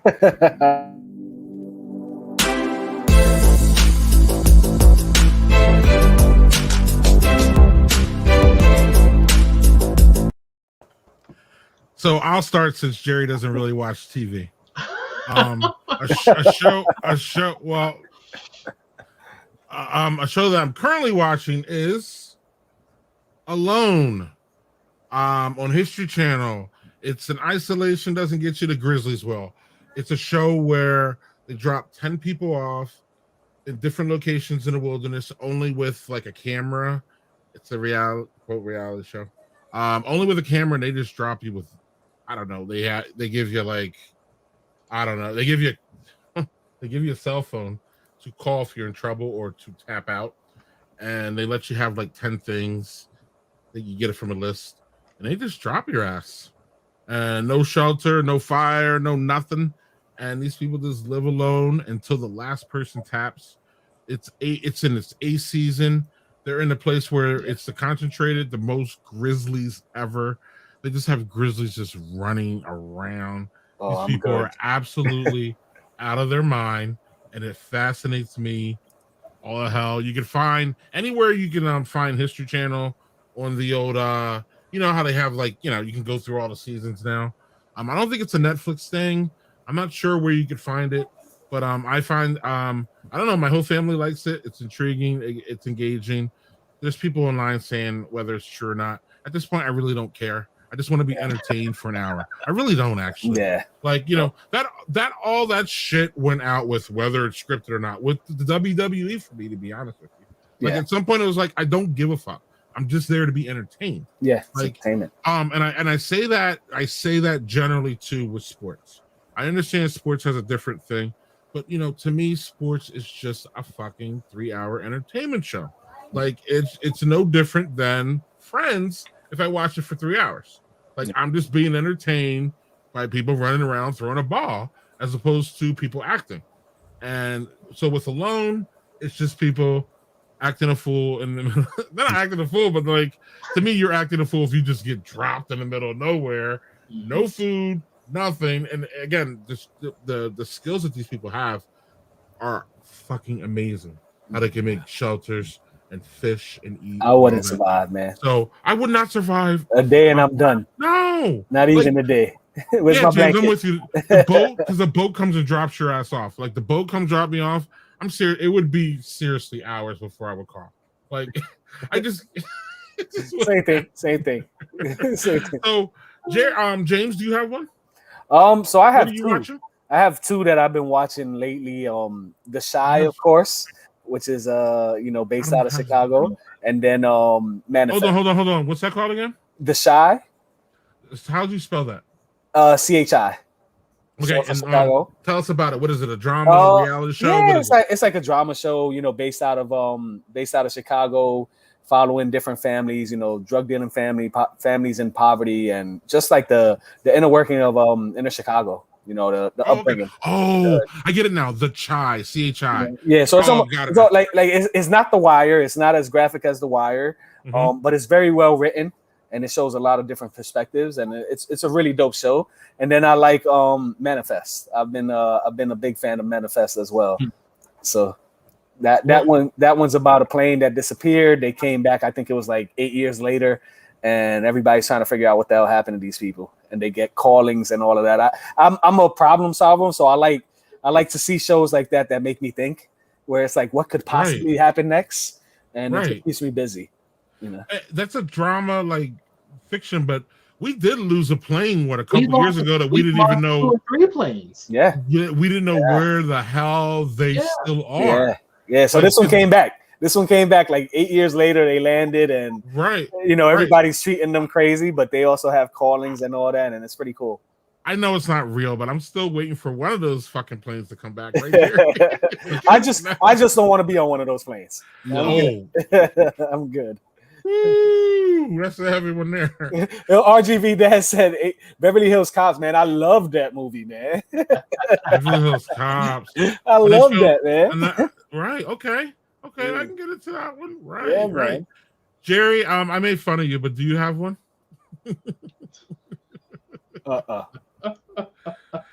Listen, man, you're co-host chair, so making fun of you is part of the whole game. It's a thing. So I literally, I don't have a particular show that I've been watching. I am a podcast listener. A lot of times I'll get lost in a podcast quicker than I will just a TV show, because I can just kind of listen to it anywhere. And so, like, the latest show I've been listening to on Audible is Kasem versus Kasem. So this is a story dealing with Casey Kasem. Yeah, Casey Kasem, the broadcaster, and the battle that's been going on with his children, specifically his eldest daughter from his first marriage, and his wife Jean Kasem. And this is he passed away in 2014. And so, but there was a whole battle of things that were going on with his new wife, and the thing, she didn't care for the kids at all for the first marriage. And literally the kids are just trying to see him. And she feels that the elder daughter, Carrie, feels that Jean, his new wife, was suffering. She basically feels that Casey Kasem was suffering from elder abuse. And, here you have a man who was known by everybody, and he had money, and he had all those things, but she felt like this man was basically suffering from elder abuse and was trying to define those particular things. In fact, Jean Kasem went so far as to bury him. Once he passed, she buried him in another country. And as far as I know, he's still not buried in the U.S. He's buried in not Sweden, not Switzerland, but he's buried in a completely different country in an unmarked grave. Right. I mean, it's really one of those situations where, like, crazy. yikes, this is a mess. Right. And it's only like 9 episodes on here, but yeah, Kasem versus Kasem is a very interesting podcast. Very interesting. I don't know about y'all, but I grew up with that man. Yeah. Sunday mornings. Like, Yep. Casey's top 40. Yep. Oh my God, I fucking love that shit. Yeah, man. And Man, that was the Beast Boy days, man. Beast Boys and all of them crazy. Right. More so than what our kids know him for, which is the ball dropping and all that. Yeah. You know what I mean? And while we're here, actually, that was another thing about Casey Kasem that I didn't like. You guys remember after his stroke, he was on TV? I didn't like that at all. You remember that? Yep. You remember that kid, Jerry? I mean, what He had a stroke, and they literally, like, he just it wasn't the same. It not only wasn't the same, I just felt like you with me, James? Like, at some point, like, somebody had to, like, say, look, no, like, and I know the man wanted to work, and I want to be respectful, sure, you know, especially for, you know, he had a stroke, like, for sure, right, and I want to be respectful for that, and I want to be respectful for him wanting to work after that, and that's admirable. That's not a thing that we should shit on at all. Like, and he recovered, but I don't think he recovered enough, Jerry, to do what we know him for. It makes to be me in wonder. front of the camera. It and be does make me wonder charismatic. if that was Gene Kasem. Oh, that's pushing him out those things. Wait. I mean, do you mean Dick Clark? Yes. Next subject. tell him it's the beer. Tell him it's the beer. It's IPA. Yes. It's the double IPA. All right. James, I had the double after IPA. 50 years, I'm sorry, Jerry, almost after 50 years of beer drinking and smoking and many other things. Whoever Facebook user is, I owe you a beer. Dick Clark, thank you. I was like, wait a minute. 6-pack. He needs a 6-pack. Yeah. Now, I do mean a 6-pack. Thank you. But it's funny because I'm going to we needed a quick little vacation, so we're going to Puerto Rico next week, and I'm gonna do what you guys said, and I'm gonna try to get 6 beers, and if I don't like it, I'll just pass it to my nieces and my nephews, and they'll see me as the great uncle. Cheers to that. No, Casey Kasem, yes, and another person I don't want to dwell on it, but another person who has a weird podcast and has weird things going around him is Richard Simmons.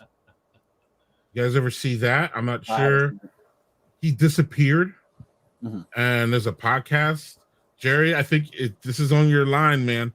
Richard Simmons has there's a podcast about him, and he completely just fell off the face of, like, remember Richard Simmons? Yeah, I know Richard Simmons for sure. But right. I mean, the original Chauncey. He fell off the face of the earth, and there's this weird mystery behind him, and they made a whole podcast about it. I can send it to you. I didn't really hear it, but yeah. Send me a link. I'm curious, especially with individuals who've had money. I'm always curious about that. In fact, that was Doug, who was the one who called out Dick Clark. So you just give all over the place. Give your co-host a 6-pack. Right now, I got this. I have to show this video, and it's a pretty long one, but it's fucking crazy. So I want to prepare you guys, and then we'll get James out of here, because we want to hold him all night. But you guys absolutely have to see this, and then I'll have to get your comments because it's gonna pop up here sooner or later. I don't think there's any sound on this one. What the hell? No, wait. Yeah, wait. Oh, this wait. Whoa.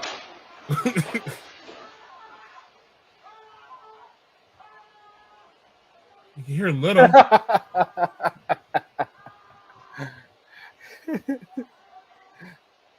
Apparently, Reddit. So apparently he cheated on her. She tried to get him with that car, man. I'm not sure why he's still engaging. He's crazy. At this point. And he turned his back to her. You nuts? Wow. Ooh, some neighbors are gonna be laughing, man. She's But she's wrecking her own car. Yes, Jerry. Oh, and now the bricks are coming down, man. She's gonna owe some now some she's bunch gonna of stuff at her house too. Now she's gonna hunt him down. Get him. Now. Really? Get him. Oh, get him. Jeez, I love you. I gotta have you on more. I feel like an asshole laughing at these all the time. I thought she had him, man. I thought she had him. She does have him, and the people who were in the car looked at him, and then got this one. The white car just went away. Yeah, no, because he turned on her. Now he got her. That's and I bet crazy. now people are going to be taking her side. Like, okay, well, you must be hitting her. So, wow. Baltimore's. Jonathan's stupid. Yo, that's Baltimore, man. That's what he said. Yo, where's Matt at? Where's Matt Presbury? I know he's not in Baltimore anymore, but no, but he's a Baltimore boy. That brings him a lot of questions. Like, where did you find that? First of all, was that on Reddit? Because Reddit is absolutely. Reddit is crazy. It was Reddit. It was Reddit. I never understood this. Okay, so someone maybe explain it to me. I never understood the rage that people have when people get cheated on, and I have been, but that's again, the way I understand it, it's not about me, and to apply so much rage to that, to me seems again unfitting. Maybe I'm wrong. Again, it's emotion, so it's easy for me to say, I guess, but. I mean, you have to say that's some extreme anger, but lack of coping skills too, man. Because you're willing to like mess up your car, which you probably still got payments on, just to try to get somebody that if you hurt them, you're going to jail. I'm about to say something that I think is on a lot of people's minds that people don't want to say it, but I'm going to say it. Ready? Oh Lord, that must be some good dick. Either that or she was baked, man. She was maybe fried. That must be some irreplaceable penis. Because how, like, you're willing to crack up. Again, it's not the best car in the world, but it's still not a car you're trying to crack up. Yeah. And I'm not trying to run over anybody. I'm not trying to kill anybody. It couldn't be just some good dick. It had to be like some real. He got with her sister or something. Or a transgression took place that was like, okay, you went too far, or I'm gonna get you. Okay. Right there is right. I mean, I can't see any. Wait, there's no dick in the world, Jerry. There's no dick in the world for this. Listen, as a father, I would be totally embarrassed if I saw any of my kids revert to that or try to accomplish something like that. I would say that I failed somehow. There would have to be some real, like I said, a transgression of, or some real connection that was there, and you really went too far. It's embarrassing, man. Just dick alone. Right. No, I can't. I'm like, I'm not even believing that. That may be what he wanted to believe, but no, that's right. Not. I can't even see that. But that's a common thing in the hood, man. It's either that or you get the bat to the windows, right? But my point is that, in my opinion, him cheating is not a reflection on her, generally. No, it's not. It's not. Yeah, but it could be that love, right? It could be that love where it's like, man, I love you so much. I can't believe you did this to me. Now I gotta hurt you. Yeah, but like people yell, "You embarrassed me! You embarrassed me!" And I'm like, I hate to say, more embarrassing for being a fucking cheating asshole. I hate to say this, embarrassing man, for you. I hate to say this, but you only get away with it if you're a woman, man. If a man does that, we're in trouble, man. Like, we got no coping skills. We're punks. We're doing everything that they want to throw at us, and it's like, a woman could get away with that and just say, hey, emotions got to her. No, but going Jerry, I'm with you. I'm not, but going Jerry, you were gonna say something. She's gonna knock Jerry's out. Jerry better not say anything. She'll come and knock his beer out the hand, man. Right. And why did he turn his back on her too? Like, come on. He wasn't playing. He didn't know, man. Once again, as a father, somebody didn't teach him either, man. You don't turn your back. There's danger. Tried to run you over once. There's danger. But obviously, because he was playing like literally nah all through the whole thing, like he was very crazy. So I just was tripping that fact. I'm like, oh, she finally jumped out that car, and went to go get him. I'm like going, I thought you were gonna beat him down. yeah, really, you could have just actually parked your car, saved your nice car, and got up the car and do what you're gonna do. Like, you Wait, did you guys see the video of the lady that pulled the guy out of the car, that he stole her car and she pulled him by the dreads? Like on the floor. Did y'all see that video? She caught the guy that stole her car and she dragged him out the car. And it was like, man, that's awesome. That's what's up. That's what's up. She was dragging him like, man, you're my kid right now. Right, and it's like, go ahead, miss. Go ahead. That's what's up. Right. So Jerry, our friend Mike Keenan echoes what I said, that Rich. For the record, I didn't hear this podcast. I just heard that it was fire. Yeah. So Mike, Richard Simmons podcast is fire. Send me the link, and I'd love to hear. Yeah, well, I'll hook you up for sure. Let's see. Property damage is worth the homicide. Crazy, the new homicide in the streets. Right. That's Have you seen? We have this too. Get the fuck off my truck, dude. What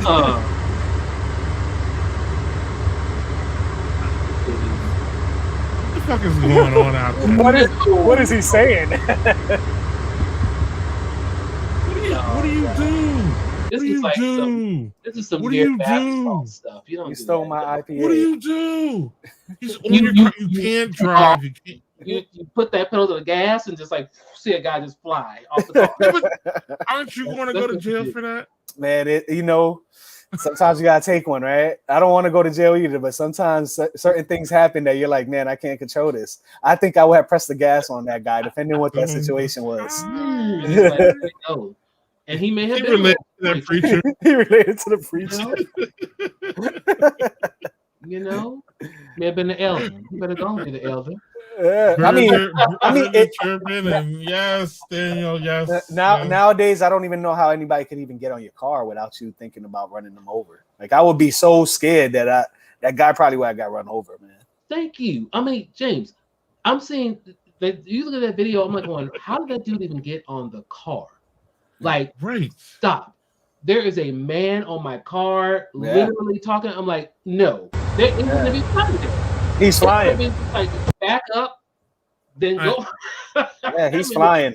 He's flying off that car, man. I mean, seriously, bath salts. And bath salts. The problem with these Reddit videos is that we don't see either what happens before or after. So we don't know how this man got on this car. Of course. But I don't know if there's any like we're trying to give benefit of the doubt to people. Okay. Yeah. I'm not sure what benefit of the doubt I could give you that you're this is you. Get the fuck. That's you, James. How much benefit of the fucking doubt do I give you for that? Like, off my truck, dude. Right. And then he climbs up. Roadkill. Mike said he'll be roadkill. Like, look at those great. I don't know, man. Yo, at least he's dressed. He's dressed pretty preppy. He's dressed the part. He'll look good on pictures when you hit him with the car, man. Chad, but at this point, could you could argue self-defense? Yeah, I would say yes. I wouldn't argue that. I saw the light turn green. I kept on. Oh, it's fear, man. I mean, we could get away with anything once you say you're scared, right? So, James, you live in one of the most populated areas of our country. Yeah. Have you run into any Karens or crazy freaks like this recently? I've been running into them since I've moved, man. Oh, really? I mean, this is New York City. Your own people will turn on you, man. I understand. Listen, man, I know where Karen. I know why we call people Karen, but I got some Karens that look like me, man, and they crazy out there too. Right. Well, Karen. Yeah, we've said it a bunch of times. Karen is gender neutral here. Yeah. Clearly, this people man are crazy. is a Karen. People are crazy, man, and I think these are one of those situations where you say, a lot of people haven't been touched to know the consequences of doing things that get them touched. But then you also say that when they do get touched, they still win, right, with the law. So it's a tough situation. I wouldn't hit them off the car though, man. I'm not gonna. I'm always with my kids, so I got the perfect excuse to defend them. Absolutely. Absolutely. Didn't Bill Parcells say something? Who said it? Like, until you've been punched in the mouth, you haven't been. That's You know what I right, mean? man. That's right, man. And that's what I've So, been like- saying since I've moved to to Staten Island, where I've told everybody, hey, this is the suburbs. This is part of New York City, but it's like the suburbs, and a lot of people are used to screaming at each other from across their houses. They're not used to getting punched in the mouth or smacked in the face. And once that happens, things change. For sure. They always say, man, they didn't catch the right person. I don't even want to be the right person, man. Right? You know what I mean? Like, keep it over there, man. Go chase somebody else. Right. And then, with the pandemic and, distancing and quarantining and being alone and staying away and all that. So, like, Doug and I have been talking about the collective thing about us coming back together, which everybody's like, yes, let's get back together. And I'm like, I don't know if we're all ready for that get the back together shit, because y'all crazy. Yeah, man. Z. And they're coming back crazier, man. Right. And it was, you see it in the airports. There's even shows now that show the meltdowns in airports. Yeah. But if you go to my favorite place in the internet, Reddit freakouts, you'll see crazy. Half of them are airports, either out in an airport or in the airplane. They're fighting, they're punching. Doug and I saw someone a couple weeks ago. Jerry, were you on? Was it when you were on? Well, this the person that was duct tape, but this person was also trying to. There was also a video you showed where someone was trying to open the door while the plane was in motion. What? Yes. I mean, James, they're going.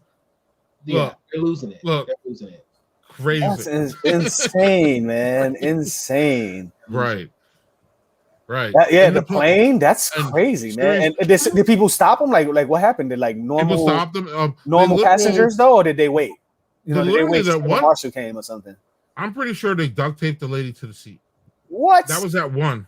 That's beautiful. And they duct taped her mouth and they duct taped her seat, and you can it was the camera was someone holding their phone and walking out, and then they're just and they showed her, and it was just are you out of your damn cotton? Well, that's awesome, man. That's awesome. I like to see people take charge. It's been a very heated political atmosphere for the past couple years. Yep. And no matter what side you stand on, it's truly up to us to change the world, right? Like ourselves. So when I see people do things like that, where it's like, hey, somebody's trying to open the door, we're gonna get them. It makes me proud, man. It makes me proud that society's, standing up for themselves. We can't be waiting for somebody else to take care of us. You can't. Absolutely not. It's too crazy, man. So on that note, James, before we let you go, I do want to stay here. I had a Firefly Hazy. Yo, these bottles look so cool. I know my friend's not on here right now, but his name is Giancarlo Skeez, Skeez. And this dude puts up pictures on Instagram of beer cans like this. And he's the one that gets me hyped to see beer cans like this, where it's like there's a real art towards it or in it, embedded in it. And he's the one that does that. Like he'll take a cool picture of a can with a cool pair of sneakers and the tree in his backyard. And it's like, damn, dude, I want to drink that. It looks good. It's right. And that's his Instagram handle? Skeez, but it has a couple underscores under it. I'll find it. Gotcha. Cool. It's Skeez, and he does this every time, and it's like, man, you got some really cool pictures, and he's a beer drinker, and it's like just because of him, I want to just grab some of these beers and throw them in my collection. Once you get into it, that's what's gonna start to happen. Watch. Yeah. You're gonna be drawn to labels, and that's not a bad thing, in my opinion. Yeah. It's just a way for you to decide what you're doing. Because you go in there, sometimes I can spend hours in a beer store. Me personally, just geeking out and wishing I could buy everything. It doesn't work that way. Yeah, no, it's I see his pictures and it's like, man, I need this. I'm actually gonna put it in the live. Okay, cool. Oh, James would like Al Sharpton. Who doesn't like Al Sharpton? I'm pretty sure that is Doug. But who doesn't like Al Sharpton? If you don't like Al Sharpton, you don't even know. Daniel got it. Yep, Daniel got it. That's Skeez right there. And all he has is pictures of his backyard and beer. And it's like, God damn it, man. This is somebody I drank Hennessy with, and now he's drinking beer. And he's a cool dad himself. Awesome. That's excellent. So, James, did you have any of the Hennessy? So I had a little bit before. I didn't want to embarrass myself on the thing. So after this, I'm gonna grab my wife and I'll have some Hennessy and we'll go make some babies. And really more? Yeah, that Hennessy gives you that good D, man. Really? Oh, okay. So I guess that's what was going on here, right? It was the Hennessy D. Yeah, it was the Hennessy got her crazy. It got her crazy. It was either that or Casamigos. One of them funny Hennessy, man. So I'm working on a project with somebody big in the beer Twitter world, and we're going to be talking about what Black people drink. And the reason why it's necessary, in my opinion, is because there's just this really big myth about what contributions that Black people have with beer, what contributions Black people have with distillery. Did you know that a Black man taught Jack Daniels everything he knew about whiskey? Nah. Everything. EVERYTHING. Everything. Okay. Beer. Black people brewed most of the beer in colonial America, or a lot of the beer in colonial America, and much of the beer for the bigwigs like George Washington, Thomas Jefferson, all of them. No accreditation, no nothing. Horrible. Black people have a huge influence on beer, and especially historically. And James, we own literally, I'm pretty sure, less than 1% of all craft brewers. Mm-hmm. So we are 13% of the population. And on top of that, we are, again, like I said, a Black man taught Jack Daniels everything he knew about whiskey. You see the history of that, which is Jack Daniels got a lot of credit for whiskey. And on some level, he should. That's his name, and that's what he did. But where'd you learn that shit from, bruh? And that's just not history that is taught. So I want to teach people that Black people get out of, we are more than just malt liquor. That's it. We are more than just more than the Hennessy. We are more than just Heineken. The Hennessy is a part of our history too, because the Hennessy was one of the first spirit cognac brands that actually purchased ads in Ebony and Jet in the 50s. Wow. So there's a reason why Hennessy has a history in our community. Mm-hmm. It's not just because whatever things have happened recently. Hennessy has history in our community in terms of publications. Okay. So yeah, for sure. Yeah, and we're going to be bringing on. It's going to be a monthly thing, and we're going to be bringing on beer historians to talk about this. So it's not just going to be me piping off and thinking what I want. No. We're going to be talking to real people who've done this research, who know what the fuck they're talking about, and we're going to present it to everybody. And I'm really, I can't say anything more details soon, because I want to make sure my ducks in a row as far as all that. But I've been researching within the past the past week, since I've come to terms with the person that's going to host with me. And it's just really alarming about, this critical race theory thing. It's kind of what really is pushing me to do this. And it's because of history, and it's because history needs to be told. Right. And history, absolutely. Again, I don't understand. Listen, this is where Jerry was kind of not rolling your eyes, but when I was saying, like, no, you were making some body language when I was saying, look, I don't really care if it says it's reality or not, and then it's not. I just want to be entertained. But no, history can't be that way. We need to tell history the right fucking way. And we're not being, especially in the beer industry and the distillery industry, our history is not known in anything, just like anything. When I say our history, I mean Black people. But it's severely the same way in the distillery and the beer thing. So I am looking to change that as much as I possibly can. Putting out a podcast, or putting out a live stream that will be a podcast that will live forever. And hopefully people can find it and understand what really happened in our history as far as Black people in brewing and distilling and all that. So cheers. Hopefully that starts really soon. Yeah, you'll hear more about that on this stream. But I really struggled to find my niche in this beer thing, and I love history and I love beer, and our history and beer is just not connecting, and someone needs to tell that shit, and I can at least help a little bit. I don't know if you guys want to comment on any of that. I think it's needed, man. I'm all for bridging the gap, man. I'm all for bridging the gap. I'm the same thing with fatherhood. Like I know that we have a lot of great Black fathers out there, a lot of great white fathers, a lot of great Latino fathers. Now it's to try to educate them that we can have some fun with our kids, man. We don't just gotta raise them, you know. We can have some fun with them too. And a lot of people think, when you got kids, you support them, you give them some money, you make sure that they're good on that side of things, and it's like, no, that's not enough, you know. So we're all trying to bridge that gap, show people that there's things for us out there. Which is why I love what Fatherhood is Lit is about, and I love, as I've met with Greg and with Doug, and meeting with this Fathers Network. I don't have children of my own, but I love seeing fathers active with their children and engaging with their children. It's exciting to see. Uncles, cousins, grandads, uncles, cousins, grandads, everybody could catch a Nerf bullet to the head, man. We could all have some fun. Yes. So, James, on that note, I love to say almost at the 2-hour mark, if we don't stop now, we'll go for 2 more hours. Tell everybody what your most important project is, where to find that, what you're up to, and all that. Yeah. So right now, the most important project for me is the Fatherhood is Lit app. I need fathers to come to the site, to coolfordads.com. Email me, James at coolfordads.com, or hit up any of the social channels with Fatherhood is Lit and tell us what you find cool out there.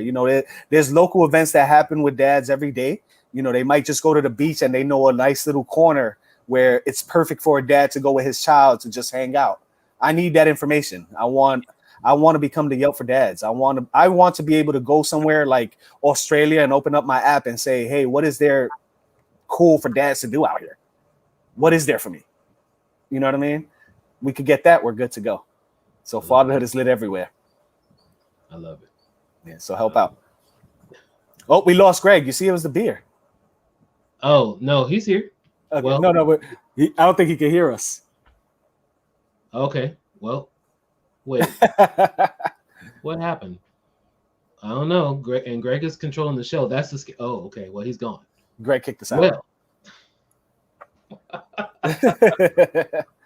But yeah, that's really it for Fatherhood is Lit, man. I just want to make sure that dads know that they got somebody they could talk to about fatherhood stuff, but also they could look out to us or reach out to us to find some cool things to do.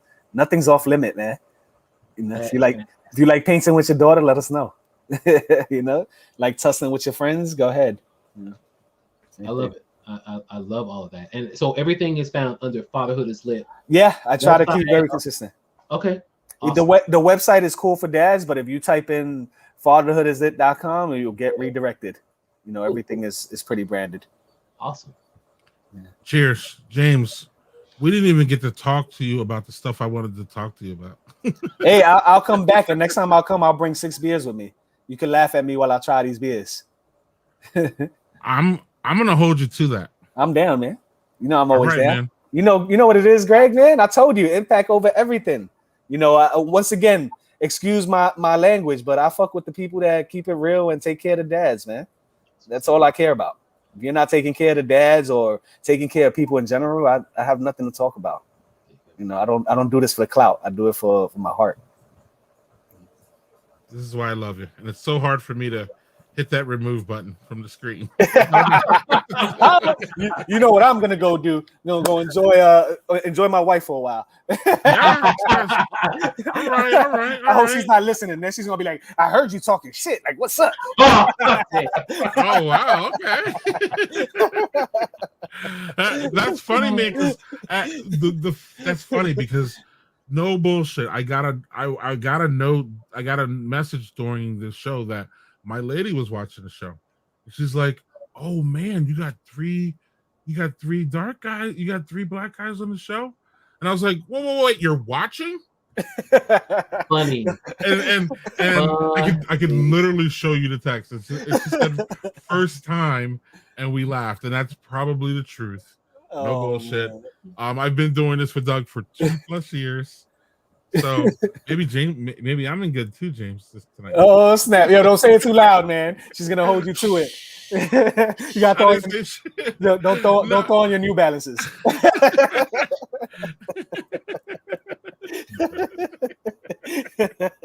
It's just Y'all, night. y'all crazy. So James, normally how this works is we drop you and then we usually hang out for drinks. But if something else is calling you, then Sarah, we all of us respect that shit. It's all good, man. I truly appreciate you guys, man, for real. You know, Yeah, I think you guys became. It's funny because when I first met Greg, I'm gonna say it's probably like, man, 3 years ago, maybe. And it was funny because when I met Greg, I think it was maybe like 3 of us in the room that were dark skinned. And I looked at Greg and I was like, man, like you really doing this on your own for a long, long time. So I've always had the utmost respect for you, man. So anything you need from me, I got you, man. Jeff too. I know Jeff is in there somewhere too. Jeff, I got my homie Jeff from Texas. I love Jeff. I love my RGB dads. I love all of you guys, man. Jonathan, come on, man. You guys are all there for me, and I truly appreciate it. For Mike real. Heenan, Mike, come on. Goes on. You don't know Daniel Fisher, but he's our shit. Anybody that's doing good for dads, man, I'm with it. He's a dad. He's our shit. So yeah, Victor's in there, like Victor, Ismail. Come on, man. You got this is one of like I come from a place where right now the gangs are really, really big and they're making a real big impact. And I was talking with one of my friends and I go, man, I can't believe that the building that we lived in, we used to joke about all of these gangs and now they run things, right?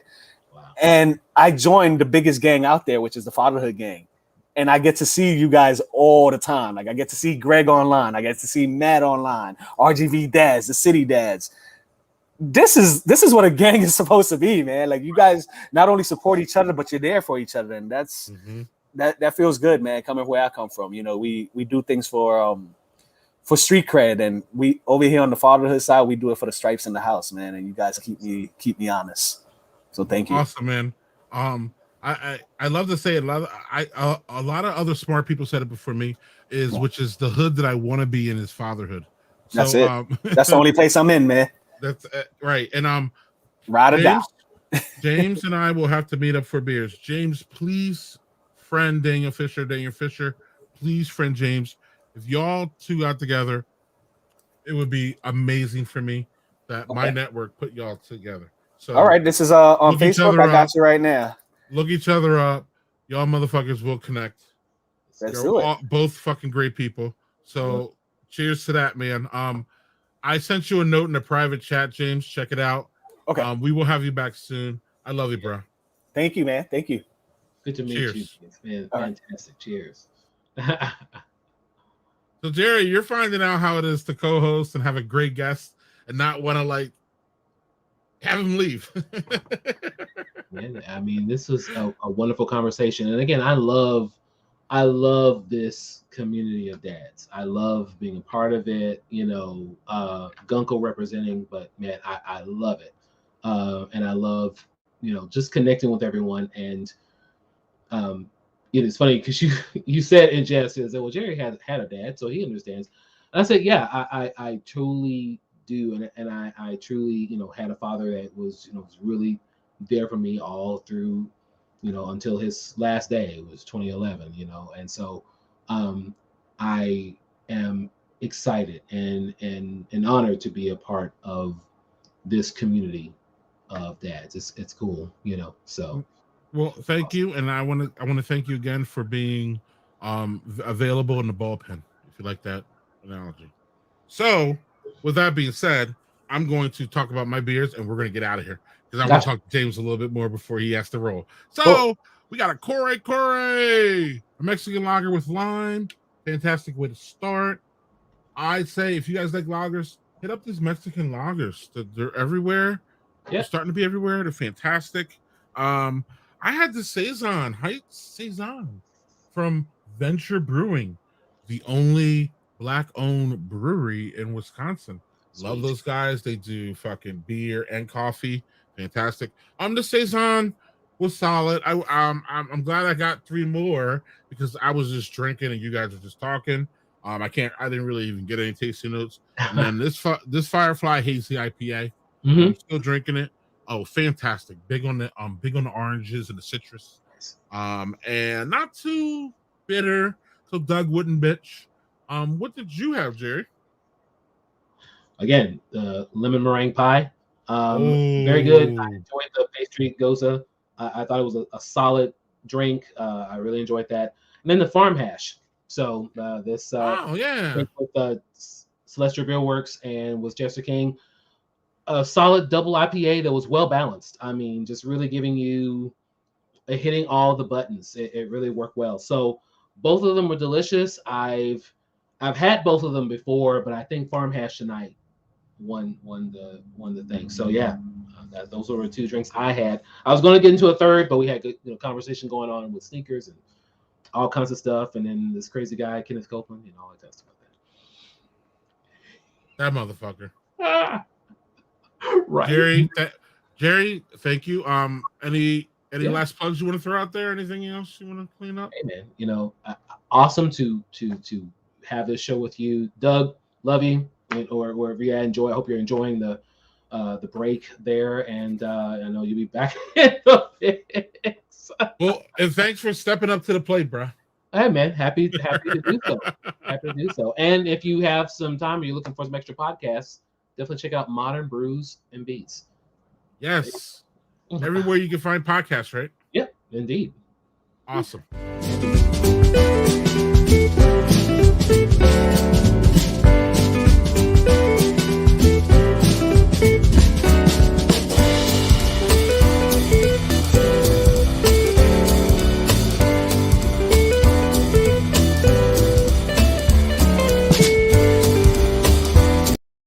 Wait.